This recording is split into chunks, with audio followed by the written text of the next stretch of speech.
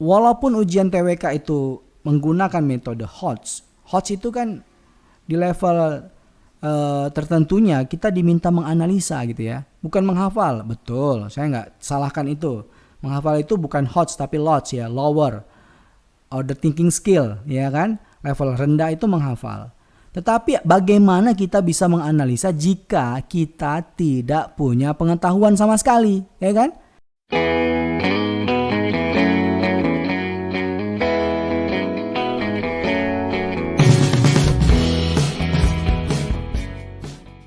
Jika teman-teman suka dengan video ini, bantu kami untuk membangun channel ini dengan cara like, share, comment, and subscribe. Dan jangan lupa aktifin juga tanda loncengnya, supaya teman-teman selalu mendapat notifikasi video terbaru dari channel ini. Assalamualaikum warahmatullahi wabarakatuh. Selamat datang di Bimbel Online Konstanta. Hari ini kita bicara tentang tes wawasan kebangsaan dengan materi Undang-Undang Dasar 1945. Teman-teman semuanya, Sobat Konstanta semua masih ingat tentu ya materi-materi sebelumnya kita sering sekali menyinggung materi tentang Undang-Undang Dasar 1945 pada saat kita bicara soal Pancasila, sistem politik, sistem pemerintahan, semuanya berkaitan dengan Undang-Undang Dasar 1945. Baik itu sebelum amandemen dan setelah amandemen ya. Nah, materi Undang-Undang Dasar 1945 ini berkaitan erat dengan materi-materi yang lain, baik dari sisi sejarah, pemahaman sistem politik atau sistem pemerintahan, maupun juga pendalaman atas Pancasila. Ya, meskipun Pancasila adalah sumber dari segala sumber hukum, tetapi jangan lupa Undang-Undang Dasar adalah sumber hukum tertinggi. Ya, sumber hukum tertinggi setelah Pancasila tentunya, terutama dalam hierarki peraturan dan perundang-undangan. Oke, saya rasa cukup itu saja mukadimah saya, tapi jangan lupa saya ingatkan lagi untuk terus like, comment, dan share. Dan teman-teman yang belum subscribe silakan subscribe, yang sudah subscribe jangan lupa sudah mengaktifkan loncengnya supaya kamu dapat notifikasi setiap kali kami mengupload video-video terbaru. Saya rasa itu aja, kita masuk ya ke materinya. Teman-teman, Undang-Undang Dasar 1945 merupakan suatu naskah yang tertulis ya. Jadi yang namanya konstitusi ini tertulis, yang merupakan hukum tertulis tertinggi. Jadi inilah hukum positif tertinggi yang berlaku di suatu negara serta berisikan aturan-aturan yang bersifat fundamen atau mendasar. Oleh karena itu, Undang-Undang Dasar sering juga disebut sebagai konstitusi ya, atau hukum fundamental. Dia menjadi dasar atas segala peraturan dan perundang-undangan yang dibuat selanjutnya, yang di bawahnya ya.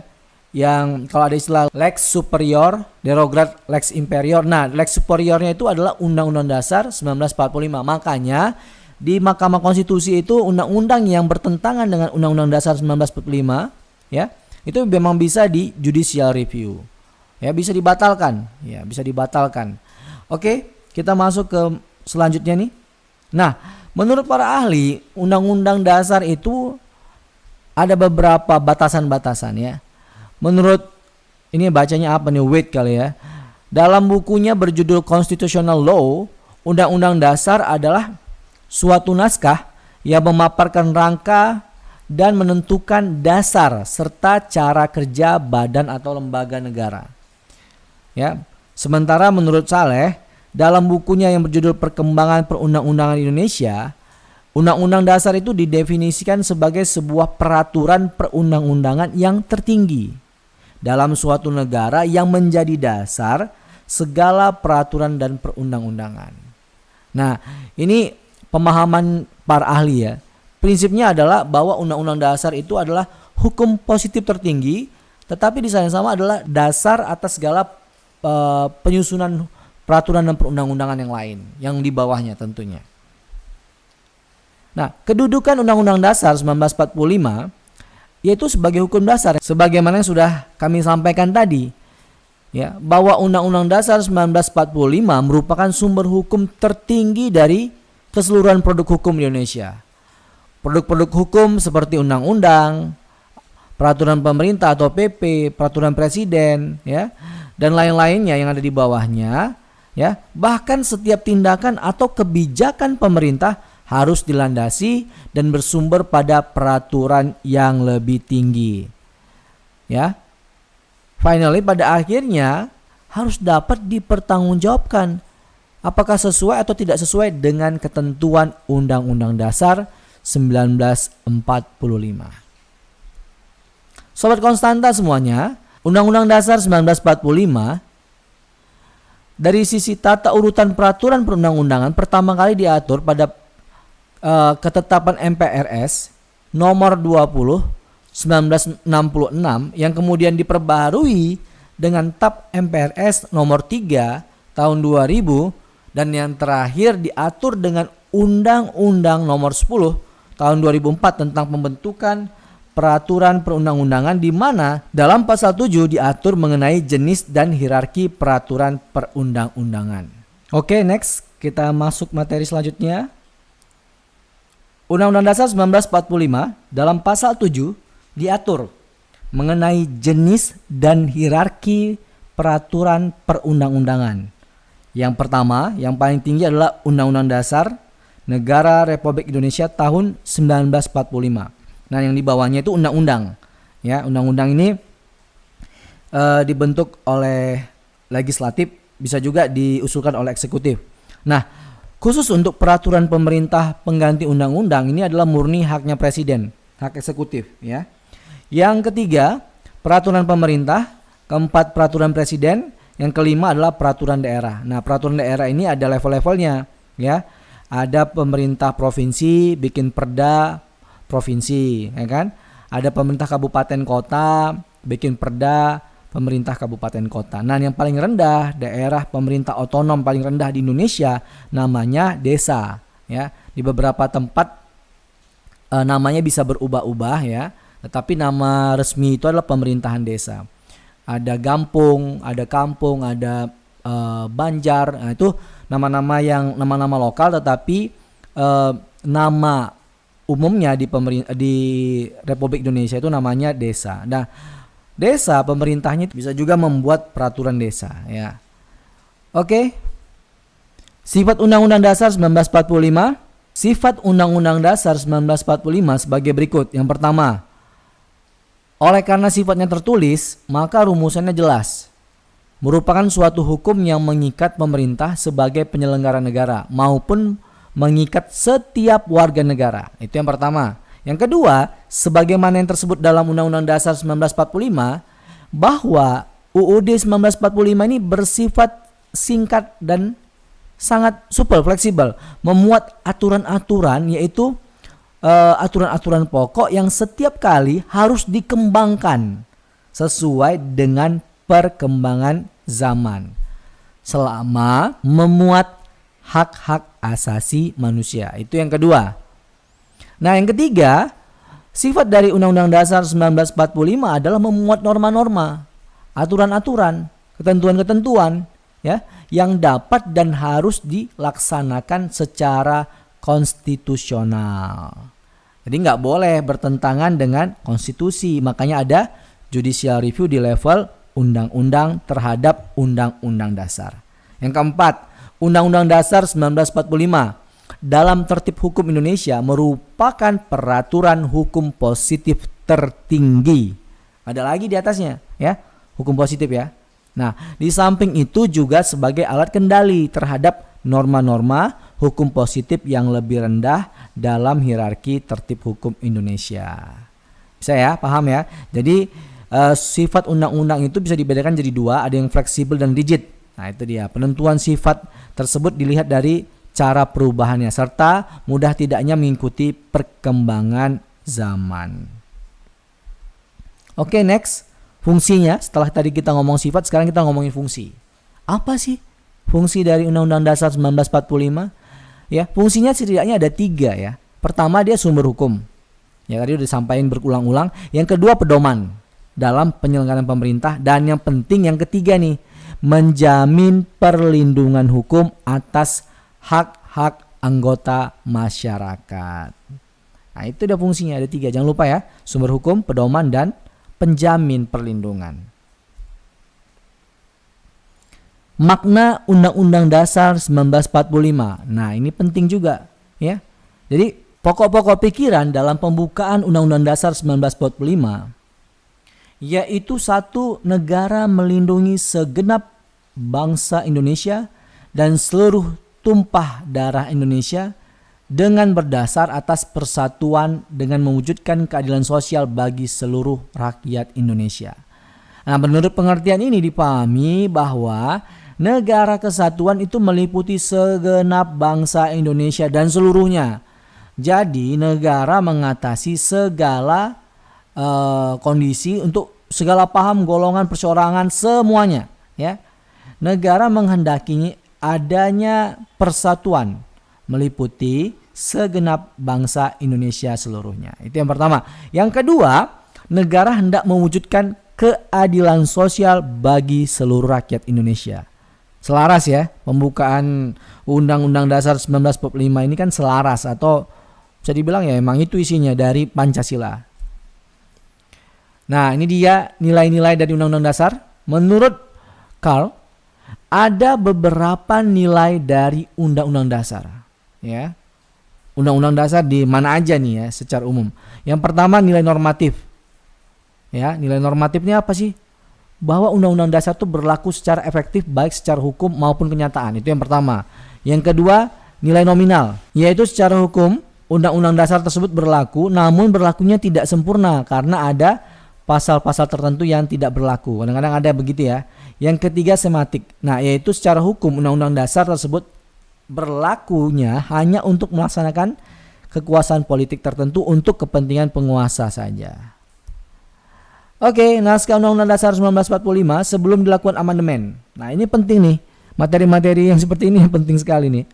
Ya, yang pertama pembukaan, jangan lupa. Ya, pembukaan tetap ada ya.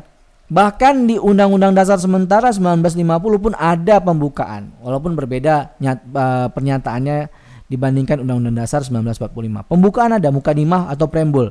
Yang kedua, batang tubuh. Nah, ini batang tubuh ada 16 bab, 37 pasal, 65 ayat. Di mana 16 ayat berasal dari 16 pasal yang hanya terdiri dari 1 ayat, dan 49 ayat berasal dari 21 pasal yang terdiri dari 2 ayat atau lebih. Paham ya? Yang keempat, ada 4 pasal aturan peralihan dan 2 ayat aturan tambahan. Dan yang jadi menarik juga, menjadi penting ya, Undang-Undang Dasar 1945 sebelum amandemen itu ada penjelasannya. Ada kayak semacam tafsir resminya begitulah ya. Tetapi setelah di amandemen itu udah nggak ada lagi. Ya, penjelasan udah nggak ada lagi. Jadi berubahlah jumlah bab, jumlah pasal itu ada yang mohon maaf, jumlah bab nggak berubah ya, tetap 16, tapi ada perubahan-perubahan yang lain.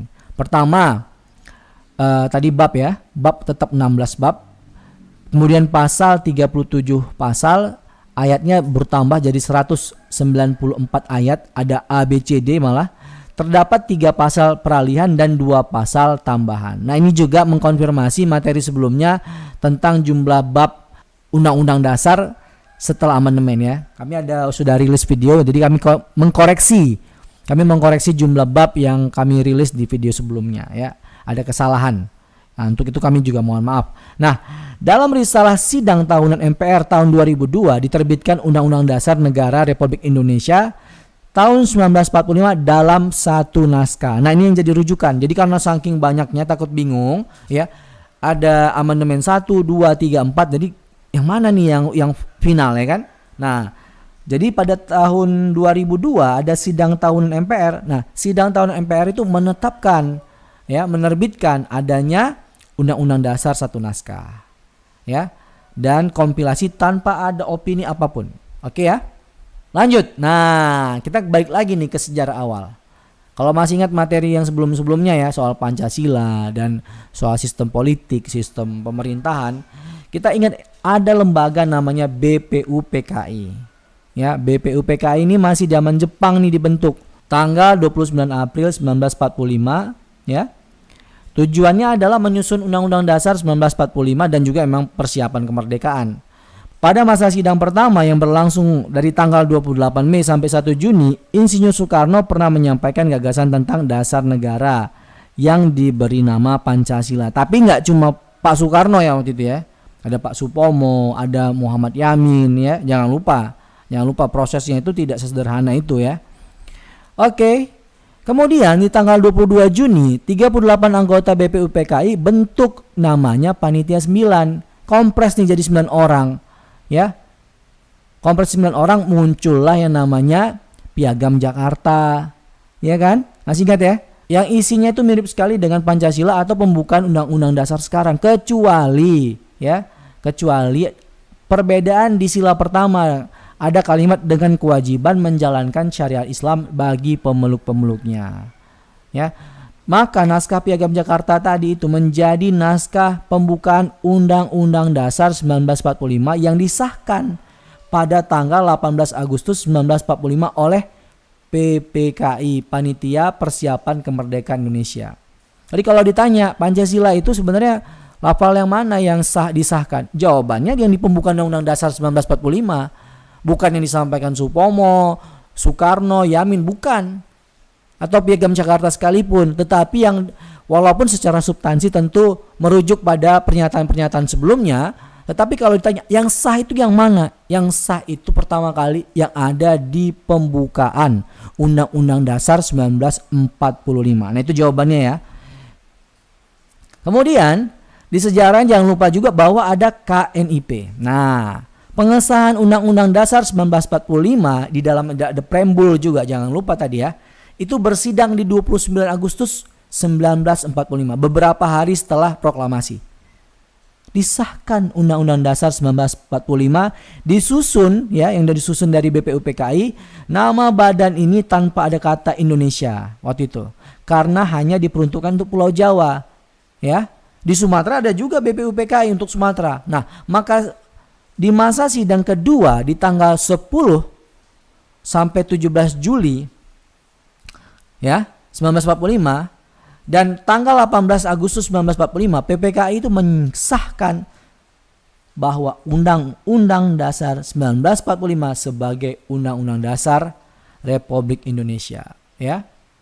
Bukan kedaerahan lagi. Sebagaimana di awal-awal proses rapat BPUPKI.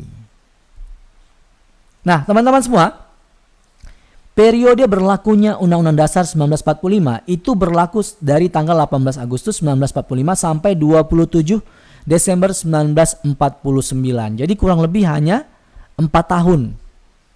Dalam kurun waktu itu ya, sampai 1949, Indonesia itu tidak dapat melaksanakan sepenuhnya undang-undang ini. Karena apa? Sibuk dengan mempertahankan kemerdekaan. Ada proses agresi segala macam lah, ada ribut-ribut di dalam ya. Maksud saya dari daerah-daerah. Nah, muncullah maklumat Wakil Presiden waktu itu nomor 10 tanggal 16 Oktober 1945 memutuskan bahwa kekuasaan legislatif diserahkan ke KNIP. Karena apa? Karena MPR dan DPR waktu itu belum ada. Jadi belum ada Majelis Permusyawaratan Rakyat dan Majelis Perwakilan Rakyat. Ya.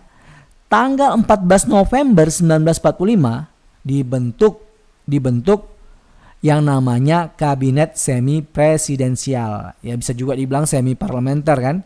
Ya kalau semi presidensial otomatis juga semi parlementer. Jadi setengah-setengah lah begitu ya. Nah, sehingga peristiwa ini merupakan perubahan pertama dari sistem pemerintahan Indonesia terhadap Undang-Undang Dasar 1945. Setelah itu masuk ke mana? Nah, masuk ke RIS. Kalau masih ingat ya, ada RIS, Republik Indonesia Serikat. Indonesia tidak lagi sebagai sebuah negara kesatuan waktu itu, tetapi negara federal atau serikat. Pada masa ini Indonesia itu bentuknya parlementer, ya.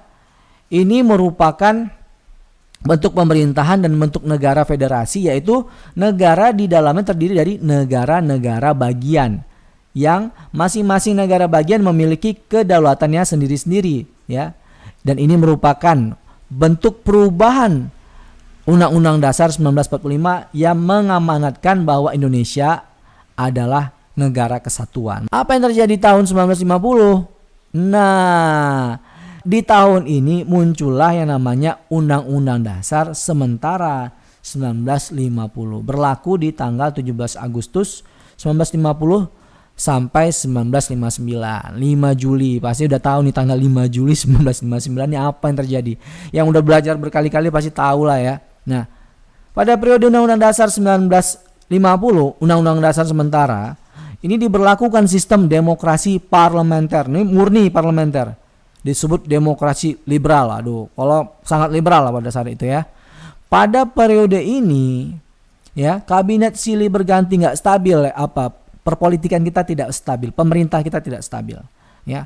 Setelah negara RI ya, Republik Indonesia dengan Undang-Undang Dasar Sementara 1950 dan sistem demokrasinya yang liberal dialami hampir 9 tahun, maka rakyat Indonesia sadar bahwa UUDS 1950 dengan sistem demokrasi liberal tidak cocok dengan apa? Dengan jiwa Pancasila dan Undang-Undang Dasar 1945.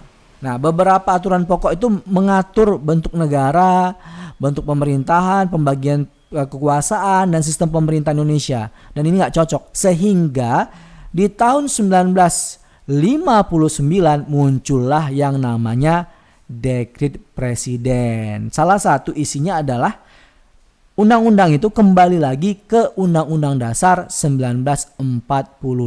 Karena waktu itu ada sidang konstituante nggak berhasil bikin Undang-Undang Dasar yang baru. Presiden Soekarno keluarkan Dekret Presiden. Salah satu isinya kembali lagi pokoknya harus ke Undang-Undang Dasar 1945. Ya. Periode kembalinya ke Undang-Undang Dasar 1945 dari 5 Juli 1959 sampai berakhirnya Orde Lama, karena pada saat itu terdapat berbagai macam penyimpangan Undang-Undang Dasar 1945. Ya, pertama, Presiden mengangkat ketua dan wakil ketua MPR dan DPR. Mahkamah Agung juga, wakil ketua DPA juga diangkat jadi Menteri Negara. Yang kedua yang paling substansial adalah MPRS pada saat itu menetapkan Insinyur Soekarno sebagai presiden seumur hidup. Nggak sesuai dengan semangat Undang-Undang Dasar 1945. Oke, selanjutnya periode Undang-Undang Dasar 1945 di masa Orde Baru. Ya, Orde Baru itu dimulai dari 11 Maret, ingat kata Super Semar ya, 1966 sampai akhirnya runtuh di tanggal 21 Mei 1998 setelah 32 tahun. Pada masa ini pemerintah menyatakan akan menjalankan Undang-Undang Dasar 1945 dan Pancasila secara murni dan konsekuen. Pada masa Orde Baru, Undang-Undang Dasar 1945 juga menjadi konstitusi yang sangat sakral, di antara melalui sejumlah peraturan, ketetapan MPR nomor 1 tahun 1983 yang menyatakan bahwa MPR berketetapan untuk mempertahankan Undang-Undang Dasar 1945, tidak berkehendak akan melakukan perubahan terhadapnya. Itu. Yang kedua, ketetapan MPR nomor 4 tahun 1983 juga tentang referendum yang antara lain menyatakan bahwa bila MPR berkehendak mengubah Undang-Undang Dasar 1945, terlebih dahulu harus minta pendapat rakyat lewat mekanisme referendum. Jadi nggak serta-merta bisa ya. Nah, yang ketiga adalah Undang-Undang Nomor 5 Tahun 1985 tentang referendum yang merupakan pelaksanaan dari TAP MPR Nomor 4 Tahun 1983. Jadi emang pada masa itu pemerintah punya kecenderungan untuk tidak mengubah konstitusi. Selanjutnya adalah masa reformasi ya. Masa reformasi di masa transisi ya. Itu adalah masa di mana Pak Presiden Soeharto digantikan oleh Pak Presiden B.J. Habibie sampai dengan lepasnya Provinsi Timur Timur dari NKRI. Oke, kita lanjut. Nah, ini yang jadi penting juga nih. Periode perubahan Undang-Undang Dasar 1945 itu di tahun 99 sampai berakhir di tahun 2002. Ya. Sidang Umum MPR 1999 buat perubahan pertama.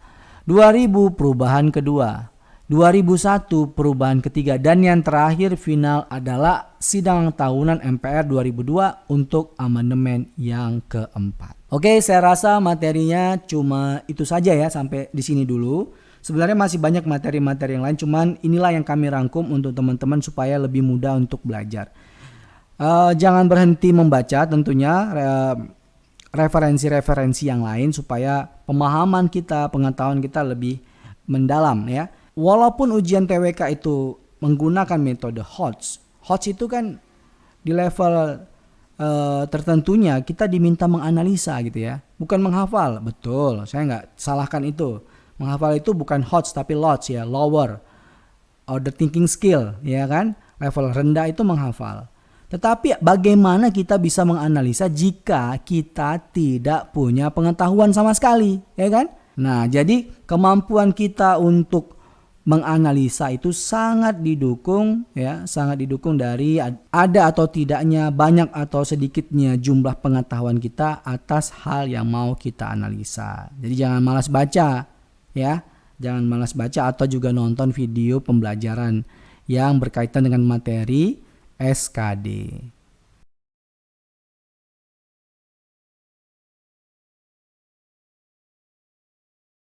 Jangan lupa tonton video kami yang lain ya.